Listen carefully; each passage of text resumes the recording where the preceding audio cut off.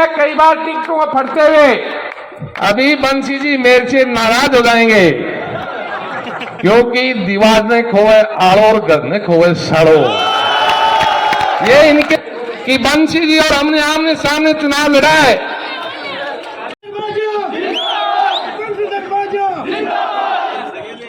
आज की इस विशाल आम सभा का सम्मानित मंच, आज की जो ये मीटिंग है वो बंसी जी चुनाव लड़ रहे हैं, बंसी जी के समर्थन में मीटिंग है। मैं भारत की कम्युनिस्ट पार्टी मार्क्सवादी से हूं। हमने 5 चुनाव इस खंडेला में लगातार लड़े हैं। कम्युनिस्ट पार्टी ने मेरे को उम्मीदवार बनाया था। इस चुनाव में हमने तय किया कि हम हमारी ताकत को बखेरना नहीं चाहते, इसलिए हम 4 जगह सीकर में चुनाव लड़ रहे हैं। हम लोग वहां भी काम कर रहे हैं, वहां काम करके हम वैचारिक लोग हैं, हमारी विचारधारा के मुताबिक वहां भी काम करेंगे। लेकिन जिस तरीके से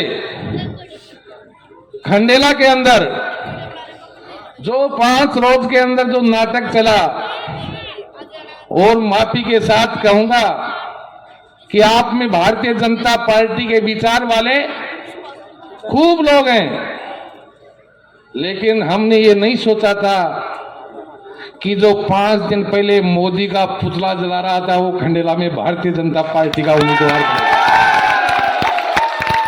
क्या भारतीय जनता पार्टी के नेता हैं? 5 रोज पहले सीकर के अंदर ईडी के सवाल पे अगर मोदी के पुतले के सबसे आगे आग लगाने वाला था तो वो सुभाष मील था, और वो आज भारतीय जनता पार्टी का उम्मीदवार है। क्या भारतीय जनता पार्टी है? कितना बड़ा भारतीय जनता पार्टी का अनुशासन है। जिस आदमी ने, मैं तो ये कहूंगा कि कुण की खुरपी कुण को घास और खो देना रणदास। ये 5 साल तक इस खंडेला में मेहनत किसने की? बंसी जी ने की। ये सच है। जब हम लोग किसान के सवाल पे लड़ाइयां लड़ते थे, तब हमारे साथ भारतीय जनता पार्टी मुर्दाबाद के नारे लगाते थे, वो आज जिंदाबाद के नारे लगा रहे हैं। और लोगों के मसीहा बन रहे हैं। मैं ये कहना चाहता हूं, क्या होगा? क्या इसे राजनीति कहते हैं? क्या इसे सिद्धांत कहते हैं? फक्र के साथ कहूंगा, हो सकता है हमारे पास ताकत कम हो, लेकिन अनुशासन इतना बेहतरीन है कि हम यहां आज बंसी जी बाजा का समर्थन करने के लिए आए हैं। तो हमारी कम्युनिस्ट पार्टी के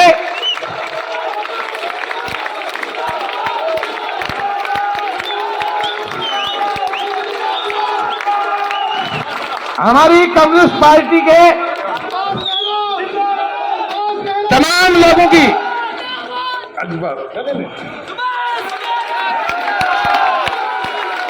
हमारी कम्युनिस्ट पार्टी के तमाम लोगों की मीटिंग करके, हमारी कम्युनिस्ट पार्टी का एक भी कार्यकर्ता ऐसा नहीं है जिसने इसमें समर्थन में सहमति नहीं जताई है। और मैं कहना चाहता हूं कि हो सकता है इस खंडेला में हमने चुनाव नहीं जीता हो, लेकिन ये फक्र के साथ कह सकते हैं कि जनता की लड़ाई हम नहीं जीती है।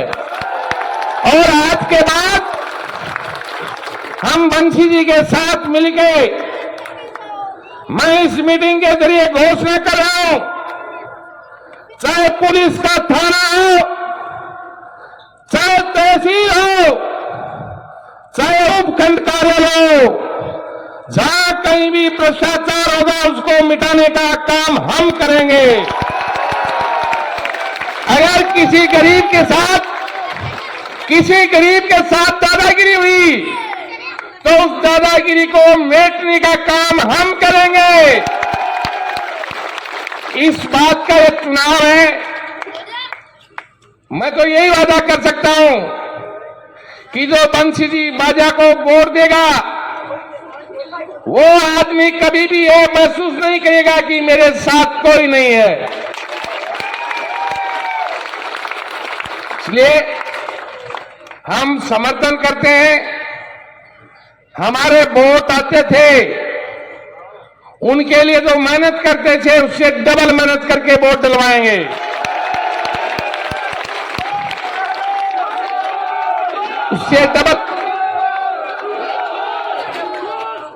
उससे डबल मेहनत करेंगे। और जिस टिकट की आप लोग बात करते हैं वो टिकट तो जनता देती है, वो आपके हाथ में है। आपने देखा है कई बार टिकटों में फटते हुए, और मैं कहता हूं कि अब की बार ये भारतीय जनता पार्टी की टिकट खंडेला में फटेगी। और आप फाड़ोगे। मेरे को बहुत बड़ा नागवार गुजरा, बहुत बड़ी तकलीफ हुई कि मेरे पूर्व वक्ताओं ने यह कहा कि ये संकट का समय है। हवा में दुनिया चलती के हवा के सामने चलता वही मर्द होता है। इसलिए ये संकट नहीं, ये मुकाबले का वक्त है। ये ताकत को इकट्ठा करके मुंह तोड़ जवाब देने का वक्त है, ताकि आने वाले वक्त पे कोई ऐसा व्यक्ति मुंह नहीं निकाले, अरे घर किसका, कब्जा किसने कर लिया।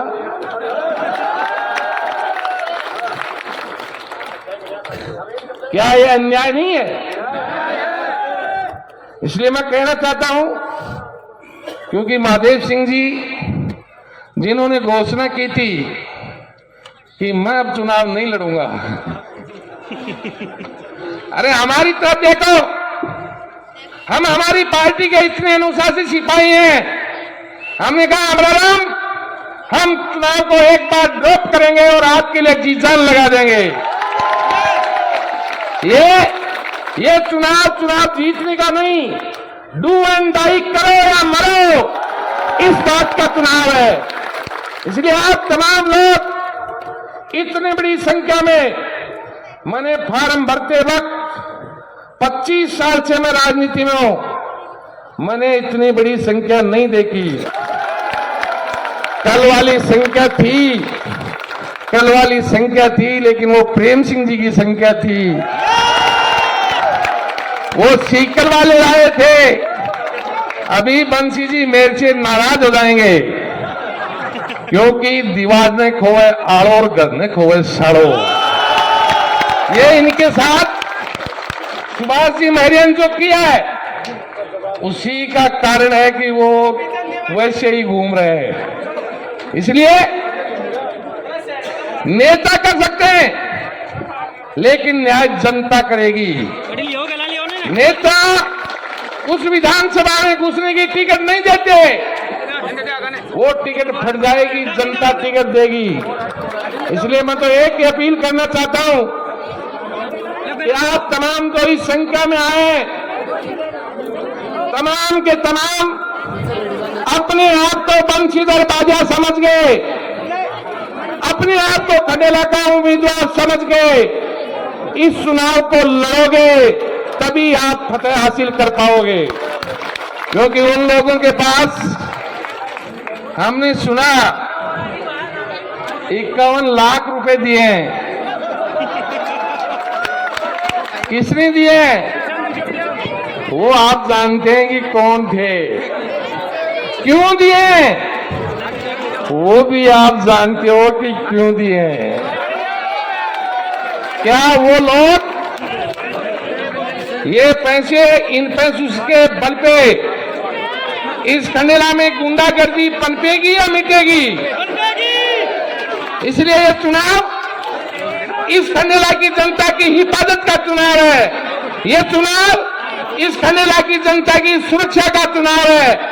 ये खंडेला गुंडों का अड्डा नहीं बने। यहाँ शरीफ लोग इस खंडेला में आराम से रह सके, आराम से आ सके, आराम से जा सके, इस बात का चुनाव है।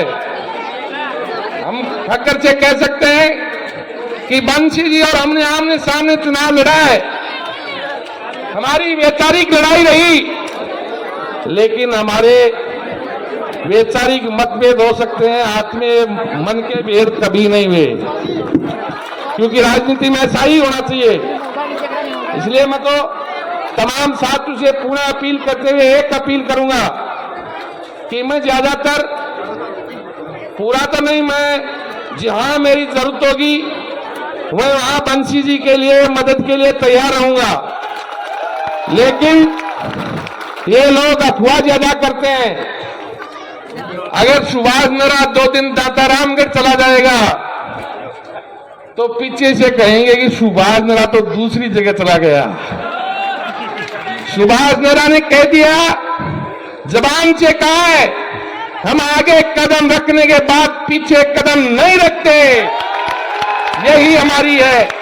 इसलिए मैं तो आप तमाम लोगों से भी यही कहना चाहता हूं कि अगर आपने आज अपने घर से कदम उठा के बंसी जी बाजा के लिए यहाँ चौपड़ में आ गए तो ये आपकी आन बान और हम सबकी शान का सवाल है। ये कोई मान के देगा, हम तमाम का गढ़ेगा और हम दिखा देंगे कि दम जनता में है या टिकट में है।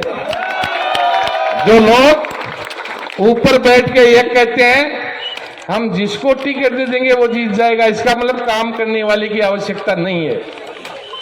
इसलिए मैं ज्यादा नहीं कहते हुए पुनः अपील करूंगा, और आपसे भी मेरी अपील है कि हम लोग जी जान लगा देंगे, हम लोग मेहनत करके और इस परचम को तमाम के तमाम लहराएंगे। लेकिन मैं आपसे ये भी कहना चाहता हूं कि अगर आपका भी कोई दातारामगढ़ वगैरह कोई हो तो हमारी भी थोड़ी सी मदद कर देना।